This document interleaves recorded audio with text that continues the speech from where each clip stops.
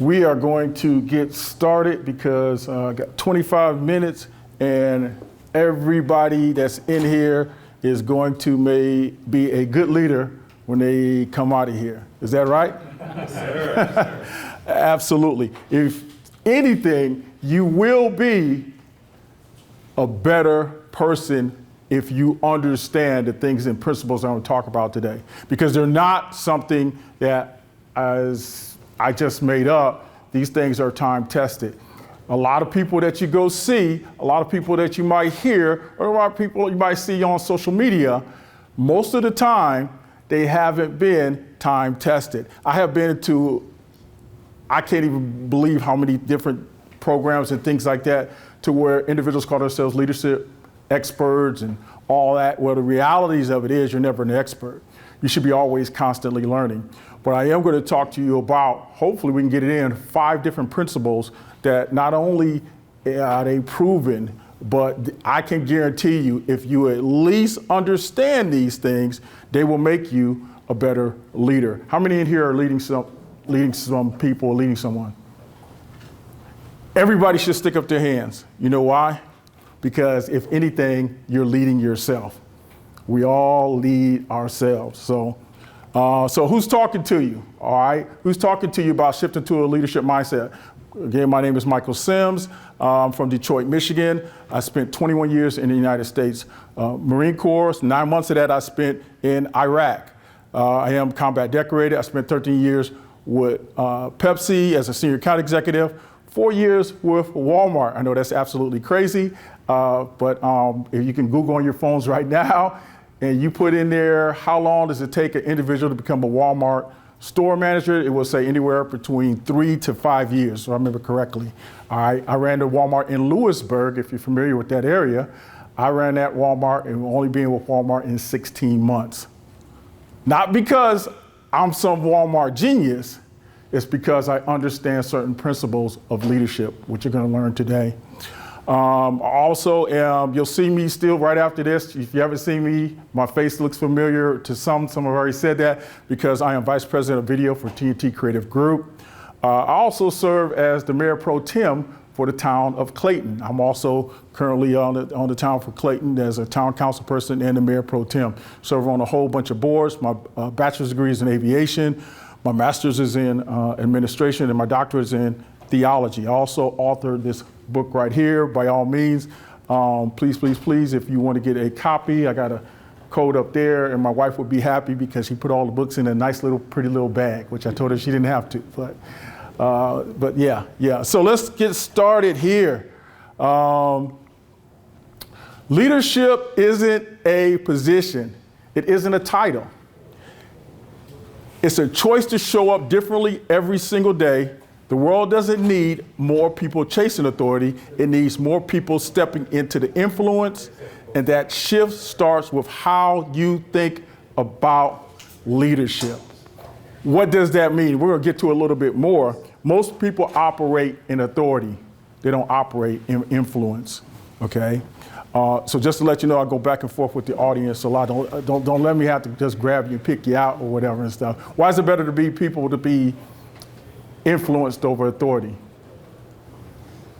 Yes, sir. Because I don't like to be told to do something, because I'll probably not want to do it, even if I was going to do it anyway. But if you lead me there and I see an opportunity, I'm more likely to do it. Absolutely. Influence, and again, I'm going to talk about that a little bit more, but there's a misconception with leadership that it's authoritative. It's not. It's influential. You should be an influencer. You should be an influencer. So those 5 different things, and I'm gonna get to 4, but there's 5 things that's going to take you down that road in shifting. What are we shifting? Mindset. What are we shifting? Mindset. Thank you. I think it got to sound like a Tony Robbins. Everybody know who Tony Robbins is? Oh, yeah. Okay, all right. We sound like a little Tony Robbins thing here and stuff, right? So the first one is shifting from a me to we. From a me to we. All right? The first shift is a me to we. Leadership is not about you. It's about those who serve. Titles don't make leaders. Impact does. When you stop asking what's in it for me and start asking how can I help us win together, that's when you begin to lead. Great leaders create environments where everyone thrives, not just themselves. Watch this.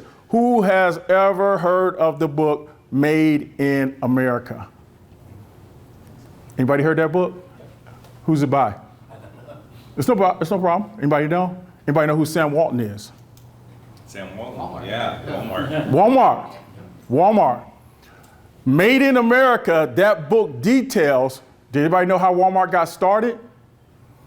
He embraced the employees. Walmart was big time employee generated, an employee moved to where, so what do I mean by that? He got individuals where they have regular meetings on what can we do to make the store better. A lot of times when we talk about me to we think it's more of a verbal thing, how we talk to each other. No. There's a physical process to me to we. One of the greatest me to we examples is a guy by the name of William, last name Deming. William Deming, you know him? Oh, I was speaking 2 days ago and a guy knew him and I was like, whoa. After World War II, Japan was devastated, right? We already know about atomic bomb and all that. MacArthur was tasked with getting it back up, getting Japan back up. He had a lot of problems in getting them back up. Anybody heard of the company, anybody heard of Honda? Anybody heard of Toyota? Mitsubishi? I can keep going on. Those companies rose out of World War II afterwards, or whatever, by Deming. Deming got them to understand a me to we philosophy by going step by step with each individual and each leader. I'm gonna use you as an example and stuff. Come on up here, my man. Show the me to we. So we have an issue. We got I want you to come here with an issue with some problems. Okay, we got the widgets, they ain't coming in today. All right, so just tell me. we have some problems. Widgets, they're not coming in. Okay, I'll tell you what I want you to do. I want you to go and do me a favor and get the rest of your department, okay? Okay. All right. Get them now? Yep, if you can do that. So he gets the rest of his department. Two. Come on up. Come on. Come on up. Let's go. Can you come up? We just playing, we just having fun. Now watch this, watch this. Pay attention to this, okay? Okay, guys, you have problems with the widgets, right? Yep. What do you feel that we can do to fix the widgets better? Make it up. I think we need to talk to the guys who are closest to the widget making. Talk to the guys closest to the widget maker. What do you think we can do better on the widgets? Track how they're coming in. Track how they're coming in, I love it. What do you think we do better on the widget? People who's using Talk to the widgets. people that's using them. What do you think? What are we using them for? Say it again. What are we using them for? What are we using them for? Okay, all right, we got 4 things. You guys sit down. Give them a round of applause right quick. How many things did I write down? 4. Okay, watch what Deming did, okay? Deming said, hey guys, we got 4 things up here. What do you think of these 4 things is the first thing we need to work on? And then somebody would pick out one of them. They put it right there at the top. Next one. You see where I'm going? Then what happened at Toyota, what happened at Honda, what happened to Mitsubishi and these companies, their quality shot out the roof because they got them to adapt a me to we philosophy.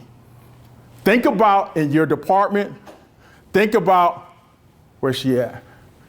The business that you own and that you're running, think about how if you apply that, and it's actually called, that's a whole nother topic, but Deming went on to actually label that, and it's called TQM, or Total Quality Management, or Total Quality Leadership, TQL or TQM. But that me to we philosophy allows you to embrace your employees. They feel valued, they feel part of the process, and that makes them see you as a caring leader and wanting to be. Again, a lot of times when we talk about that, because you probably heard that before. I'm not dumb, I know that. You probably heard that, yeah, we're gonna go me to we. But we use that verbally, not physically. So that's why when I went to Walmart and I ran it in 16 months, I embraced employees. I embraced the employees and I made them feel like they were part of the process. This is my favorite one. I love this one because it's hard for people to adjust to it, but once they do, you shoot out to the stratosphere. And I have up there saying turning challenges into opportunities, but it is seeing a problem as an opportunity. That's what I like to say. Seeing a problem as an opportunity encourages creative thinking instead of focusing on what's wrong. Challenges push us out of comfort zones and open the door to innovation and new solutions. When leaders adopt this mindset, teams become more resilient and solution-oriented rather than stuck on obstacles. Let me see. Let me get my man right here. Come on up here for a quick second. This one's gonna be quick, okay? I want you to come to me and say, Mike, we got a problem. Hey, Mike. Yes, sir. We got a big problem. Man, what's the problem now this time? I'm not able to get the employees to kind of work together. All right, so you want me to go on and get to, everybody saw that, right? Come to me now and say, Mike, we got an opportunity. Hey, Mike, we got an opportunity. We do? Yeah. Oh, snap, what's the opportunity? Don't have it. So give a man a round of applause right quick. Did that sound different? Yeah. Think about it. If you can get, and it takes training, because most of us are trained to go to our bosses and say, we got a problem. But if you come to me and say, I have an opportunity, all right, you as a leader have to change their mindset to get them to understand that. When a person is steady coming to you saying there's a problem, how do you get them to change that mindset to go back and say, I have an opportunity? How do you do that? Anybody? Example. What you say? Being an example. Mm-hmm. An example. Mm-hmm. Anybody else? You send them back. You send them back. You say, hey, you know, like he came to me and said he had a problem. He said, hey, no. You come back and tell me what opportunity we have. That's how, or I can preach this all day, but I have to show you how do I do that. Because then you're going to breed other things. You're going to unlock growth. You're going to breed development. Problems often reveal gaps in skills, systems, or process. Addressing them makes you better. Viewing challenges as opportunities help individual organizations adapt, improve, and evolve. Leaders who embrace this approach inspire their teams to learn through difficulties instead of fearing failures. That right there is one heck of a statement because you're making a person already come to you with a solution. Now watch this. Are you going to necessarily, because you're the one in charge, are you going to use that solution every time? The situation calls for it. I don't think every time, but. No, you're correct. I love that. You're right. If the situation calls for it, but you're still breeding a person that comes to you with a solution. Something that they have thought up, something that they want to put in place or whatever. So that's why that's important. And you get them to understand that. You get them to understand that by listening to what the opportunity is. By listening to what the opportunity is. And again, you have to breed that as a leader within your organization. It also builds confidence and leadership credibility. Overcoming problems builds confidence, trust, and credibility for both leaders and their teams. People are drawn to leaders who turn setbacks into stepping stones and find solutions under pressure. A problem handled well becomes a story of success that motivates others and strengthens organizational culture. And that's what you're doing. You're building a culture of thinkers because when there's a problem, it always reveals something, okay? You might need some more training. Something might be wrong with the supply system, but you want to build your team. It's easy for them to come and just say, we got a problem. Yeah, that's the easy way. They just hand it on over there to you, and then you have it. But you want to be able to develop future leaders. So you're helping them at the same time grow.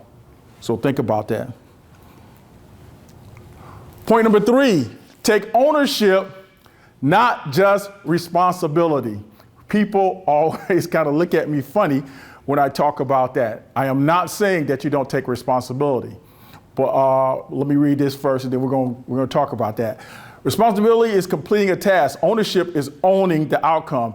A leadership mindset doesn't wait for permission. It anticipates needs, finds solutions, and acts decisively. The difference between a manager and a leader is simple.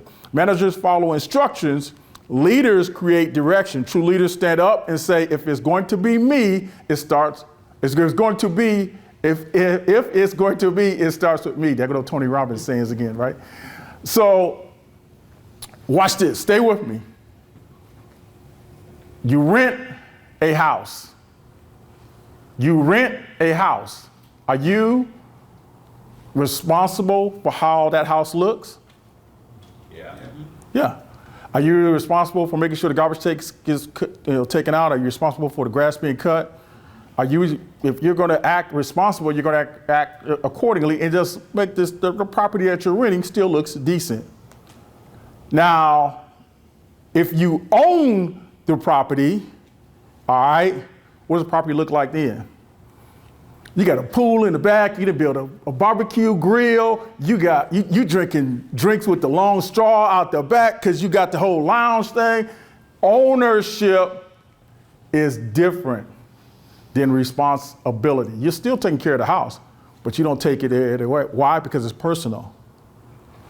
Your job, your mission, your goal, your business, it should be personal. There has never been any task that I have ever done or been a part of. If you ask me to take out the trash every day, I'm gonna take out the trash every day, but guess what? I'm gonna say, in the midst of taking out that trash, when I lift up that bucket or that trash can, the floor looked like it needs to be waxed. I'm gonna wax the floor too, make it look shiny. Why? Because I took ownership. I have always taken ownership and I take it personally. You gotta answer this question, but I will ask you, do you take ownership in all that you do? Not just responsibility, but ownership. Again, we just talked about the difference between the two. If you understand that, you're going to be a better leader.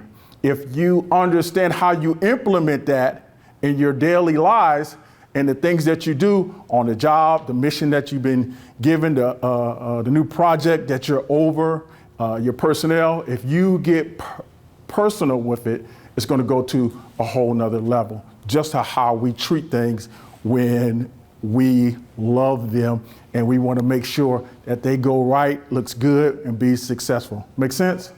Yes, sir. All right. Talked about this in the beginning. I said you see it again. Authority is given, but influence is earned.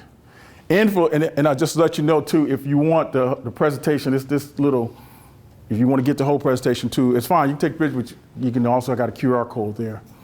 Authority is given, but influence is earned. Leadership isn't about forcing compliance. It's about inspiring commitment. People don't follow titles, they follow trust. If your presence doesn't inspire people, your title won't matter. The greatest measure of leadership is when people choose to follow you, not because they have to, but because they want to. Anybody been in here in the military? Been in the military before? Got one, too, okay. You two know, and most people probably know even in general, that in the military you get promoted and you get different ranks, correct? Just because you get different ranks, does that mean people still, because you got such and such rank, that they gotta respect you and gonna follow you? That's correct. You'll shake your head. All right. People assume that because a person is a sergeant, that everybody they'll do what they say, but they ain't doing as much. Why? Because it's always better to be influential. Have influence instead of authority. When I was, I always love to use this example. When I went to be the Walmart store manager, all right, in 16 months at a Lewisburg store, what do you think the number one thing I had to deal with? Interpersonal relationships? Respect from what aspect? Credibility and age. Credibility, yeah, because of what? Tenure. There you go, there you go. Like a star, put it on your forehead. You have to understand I had individuals that were there because you have 20-something departments, you got department managers, you got assistant managers, you have co-managers. Most of them have been there in an area like Lewisburg. They don't have a lot of jobs. Most of them have been there years, 10, 15 years or whatever. What happens when a guy comes there at 16 months? Why they put him over to Walmart? I knew right off the bat, all right, that I had to have some influence, not authority. As a store manager, could I went around and said, you better get that Halloween display out. You better pick up those Pepsis off the floor. I could have did that, but how do you think the store would have actually operated? It would have been bad. So I had to get them to understand that, you know what?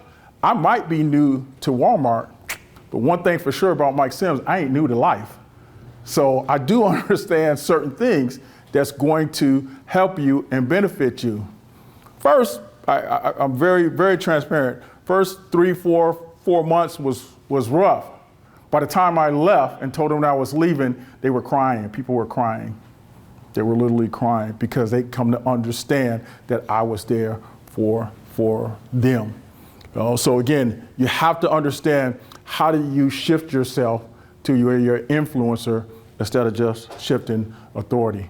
We got 5 minutes. And finally, commit to growth. Finally, a leadership mindset means becoming a lifelong learner. That's why I say, if you hear a person go around and say they're a leadership expert, I don't necessarily agree with that. And to be honest with you, if you go to my website, it's right there with the QR codes. You'll see that on there, but that's because the website designer, I got to have him take that off of there because I don't believe in being a leadership expert. However, because you're constantly learning. The best leaders are never finished products. They read, they listen, they fail, they adjust, and they grow. Leadership isn't about arriving at the top. It's about climbing higher every single day and helping others rise with you. You should always be putting your people in a position to grow. You should be always putting your people in a position to grow. I say it again, okay? It's not about you. It's about what you're doing for others. That in itself is going to enhance you. Too many people in leadership positions are worried about how they're going to enhance themselves. That's not what leadership is about. Lastly, I leave you with this. Leadership is not a title, it's a calling. It's about shifting how you think, how you serve, how you influence. If you want to lead at the next level in your business, your team, your community, start with your mindset. Because when you change the way you think, you change the way you lead. And when you change the way you lead, you change the lives of everyone who follows you. I tell you this. How many know who Steve Jobs is? Everybody know who Steve Jobs is? Okay. As I end with this right here, if Steve Jobs is in here right now, would you have any, if he was right here today, would you have any questions for him? You would? You would? You would? You would? I am the Steve Jobs of leadership. And with that being said, I open it up for questions. Questions? Yes, sir. How do you find that good balance in between, I guess, being a good leader? Like you were saying, you don't go around bossing people around. Mm-hmm. How do you find that good medium in between where people don't feel like, I guess what I'm trying to say is, you know how you have some people you have to have. You're going to have that conversation, right? That's what you're talking about? Yeah. Right. So it's an outstanding question. I know exactly what you're asking. Okay. So you're going to, see, it's one thing that's funny, and I tell people I coach and stuff like this, that unfortunately, especially when you're going to a new place or whatever, and you're taking over with a lot of people, I call it the sacrificial lamb. Anybody know what that is? What is it? Somebody's going to have to be the sacrificial lamb to know that you're serious. Yeah, yeah. You don't have to do, here's a funny thing, you don't have to do the sacrificial lamb in front of everybody or whatever. And again, I got buku stories I could share with you. I'll just use the Walmart one because those are the easiest, because you have so many people from so many different parts of life, whatever. I had a gentleman that everybody viewed a certain way or whatever, and he was at a certain position, and he, with the past person who ran the store, he thought he was a certain thing, but at the end of the day, that's my store. That's Mike Sims' store. I run the store. And everybody kind of thought he ran things, so I had to call him to my office. And of course, you have to have somebody else in there and all that. But I made him understand very quickly that it was my store. And everybody else saw that, right? Remember, in everybody else's mind, he was the man. Well, wait a minute. You know, he's making you do, you know, I think anybody been in Walmart when they had the Christmas time and all those bikes go out? Well, this guy was out there doing the bikes, setting them all up. And that wasn't his department or whatever, right? Again, it's the way that you do it. It's the way that you do it.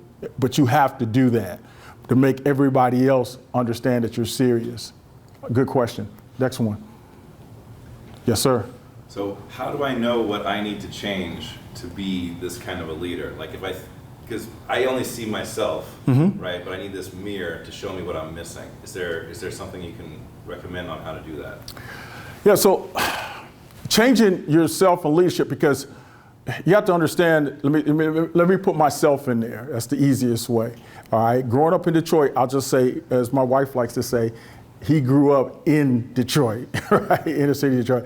So being the leader that I am, the Mike Sims that you see in front of me today, we talked about that.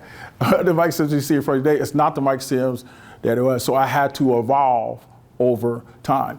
What I'm telling you is that same thing has to happen to you by looking at those things that I just had up there and just applying them in different ways. So you look at, okay, I'm going to take this one thing right here, and I'm going to take some baby steps. I'm going to make this go here. I'm going to make this go here, or whatever. And I'm not, please, by all means, if you want to buy my book, I want you to buy my book. But in my book, I talk about, all right, leading from the front, because most individuals don't want to be out front. They don't want to be out front leadership or whatever. But you have to be, okay? And that happened, that's what happened to me. I began to understand that. And that's what made me better. That's what made me better. I told the gentleman here today, my wallet to this day, all right, I'm 63 years old, okay?